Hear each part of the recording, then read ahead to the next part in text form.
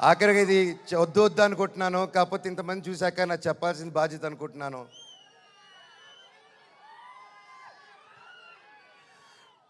ఎన్నో ఈ మధ్యకాలంలో ఎన్నో జరిగాయి, ఎన్నో ఇబ్బందులు పడాను, ఎన్నో చూస్తున్నారు అందరూ. కానీ కట్టుబట్టలతో రోడ్డు మీద పెట్టారు. నా పిల్లల బట్టలు, మా ఇంట్లో వాళ్ళ బట్టలు ప్రతి ఒక్కటి చిన్నప్పటి నుంచి పెట్టుకుంది ఏది లేకుండా రోడ్డు మీద పెట్టారు ఒక ఊరికి వెళ్ళి వచ్చేసరికి.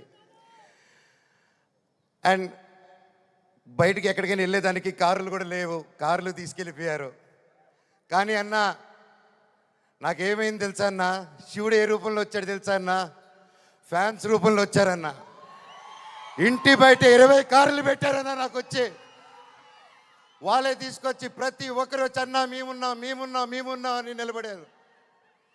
దీని అంతట్లో నాకు ఒకటే బాధ, ఇంత చేసినా, ఇంత జరిగినా, ఎంత ఇబ్బందులు పెట్టినా, ఎన్ని కేసులు వేసినా నాకు ఎవరి మీద కోపం రావట్లేదు, బాధ ఒకటే వేస్తుంది.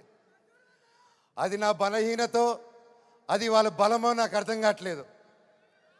ఎన్ని జన్మలైనా ఈ జన్మకు మాత్రం నా కట్టగాలేంత వరకు నేను మోహన్ బాబు గారి అబ్బాయినే, అది ఎవరు మార్చలేరు.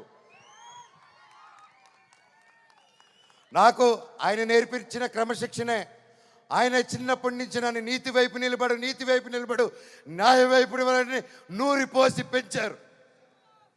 ఈరోజు నేను న్యాయం వైపు నిలబడినప్పుడు చుట్టుపక్కల అందరూ చేరి తప్పంటున్నారు. నేను మీ పక్క నిలబడినా, న్యాయం పక్క నిలబడినా అనేది ఆ బ్యాటిల్ ప్రతిరోజు. కానీ ఏదేమైనా, ఎన్ని జన్మలు ఎత్తినా మీరే నా దేవుడు, మీరే నా తల్లి, మీరే నా తండ్రి.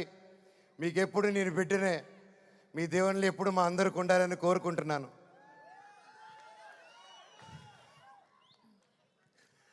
సరే, ఇది మాట్లాడితే ఇటు వెళ్ళిపోతున్నాను, సారీ.